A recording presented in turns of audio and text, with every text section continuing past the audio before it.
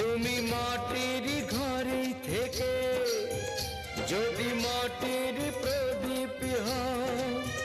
বা ময়ূর মহল জুড়ে যদি ঝাড়বাতি হয়ে রাও। তুমি মাটির ঘরে থেকে যদি মাটির প্রদীপ হও, বা ময়ূর মহল জুড়ে যদি ঝাড়বাতি হয়ে রাও, তবু ছড়াতে গেলে